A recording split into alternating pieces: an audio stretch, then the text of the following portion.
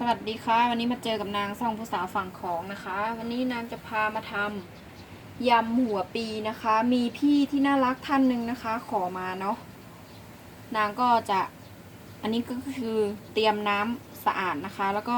ใส่น้ำมะนาวลงไปสัก2 ซีกนะคะแล้วก็เติมน้ำส้มสายชูลงไปนะคะประมาณ2 ช้อนโต๊ะเนาะ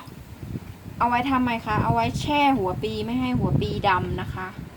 ทีนี้เราก็มาหั่นหัวปีแช่ในน้ำเลยนะคะนี่นะคะหัวปี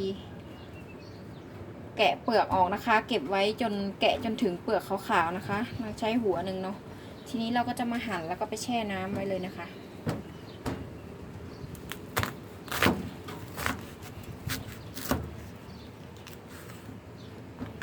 นี่ค่ะเพื่อไม่ให้ดำนะคะก็เอาลงแช่น้ำเลยค่ะน้ำที่เราเตรียมไว้อะเนาะทีนี้เราก็จะมาซอยบางๆนะคะ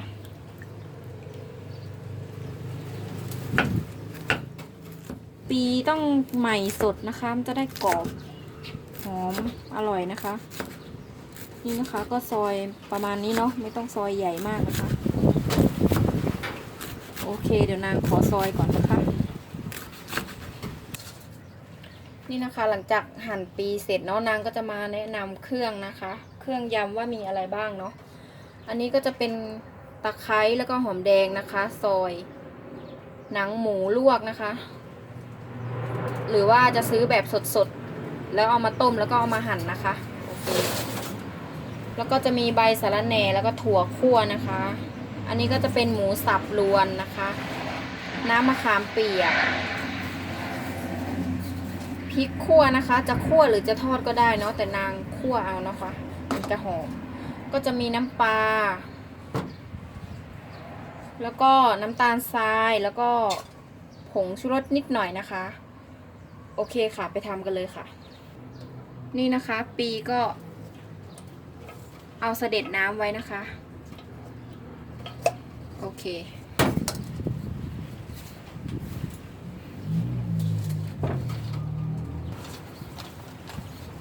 นี่นะคะเรามาทำน้ำยำเนาะ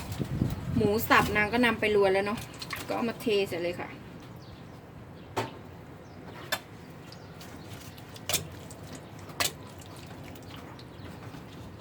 ใส่พวกหอมตะไคร้ซอยลงไปนะคะ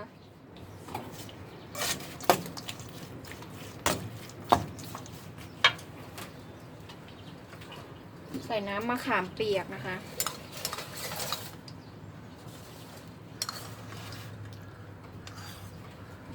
ประมาณ2 ช้อนครึ่งนะคะ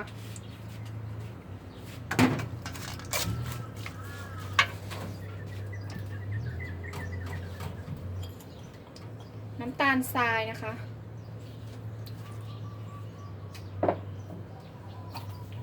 ผงนัวนะคะผงชูรสนิดหน่อยน้ำปลานะคะ2 ช้อนก่อนนะคะ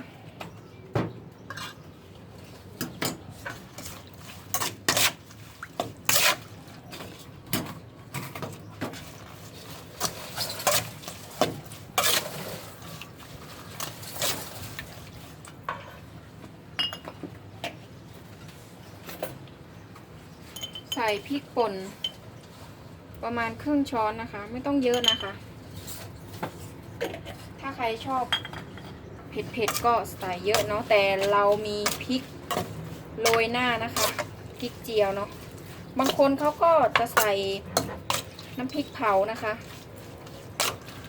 แต่วันนี้นางไม่ได้ซื้อมาเนาะก็เลยไม่ใส่ชิมรสชาติดูก่อนนะคะ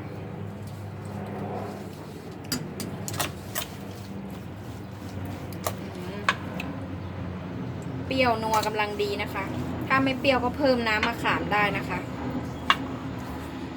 ทีนี้ใส่หนังหมูลงไปเลยค่ะ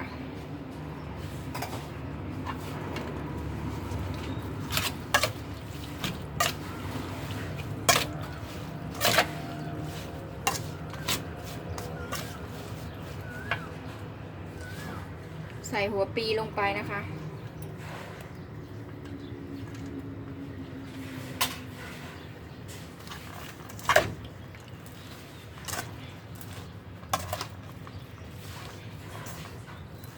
ลุกเคล้าให้เข้ากันนะคะ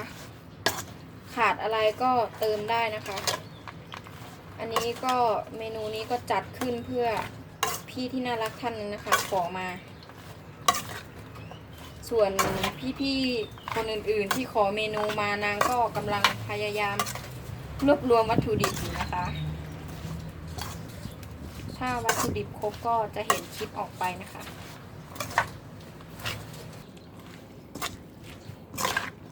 นี่นะคะคือหน้าตายำหัวปีเนาะ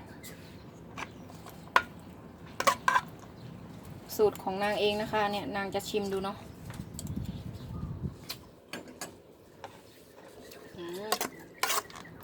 หอมสมุนไพรมากเพื่อน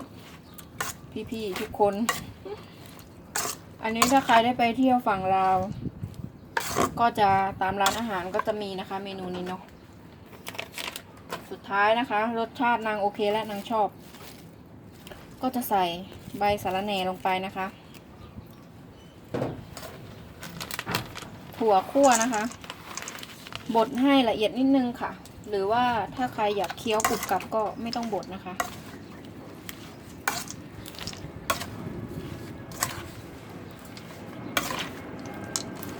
เดี๋ยวรายละเอียดเครื่องบินมา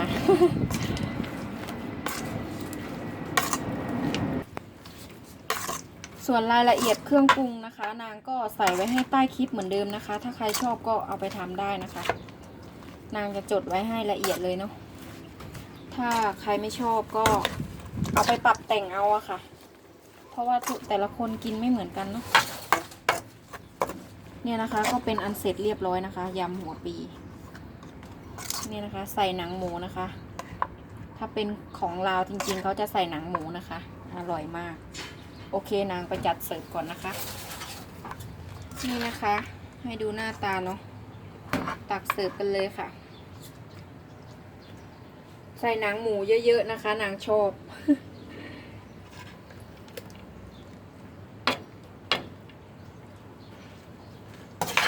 หัวปีหัวหนึ่งได้เยอะมากเลยนะคะเต็มกะละมังเลยอะ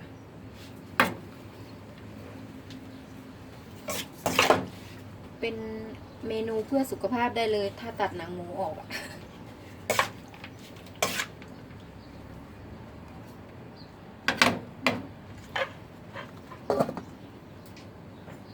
จัดจานนิดนึงนะคะ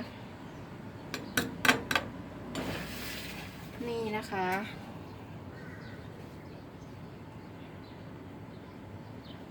ใส่พริกทอดลงไปนะคะพริกแห้งทอดเนี่ยค่ะโรยลงไปเลยค่ะ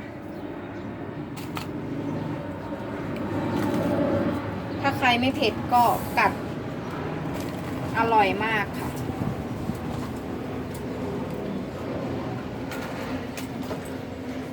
นี่นะคะยำหัวปีสูตรของลาวนะคะก็คือคนลาวนี่แหละทำ สูตรของนางนะคะถ้าใครอันนั้นก็ไปปรับเอาเนาะอย่างนี้เลยนะคะอร่อยค่ะมันแบบหอมเครื่องเทศอ่ะมันหัวปีนะคะแล้วก็หอมเครื่องเทศสมุนไพรอะค่ะคือมีตะไคร้หอมแดงอย่างเงี้ยค่ะหอมถั่วคั่วอะไรเงี้ยเข้ากันมากค่ะกลมกล่อมมากรสชาติโอเคค่ะสำหรับเมนูอื่นๆที่พี่ๆขอกันมาก็นางก็จะพยายามทำลงให้นะคะขอรวบรวมวัตถุดิบก่อนนะคะเพราะว่าบางทีทำงานนางก็ไม่มีเวลาไปหาวัตถุดิบเนาะสำหรับเมนูนี้ก็ขอลาไปเพียงเท่านี้นะคะถ้าชอบก็ช่วยกด Subscribe กดไลค์กดแชร์ให้นางด้วยนะคะสวัสดีค่ะ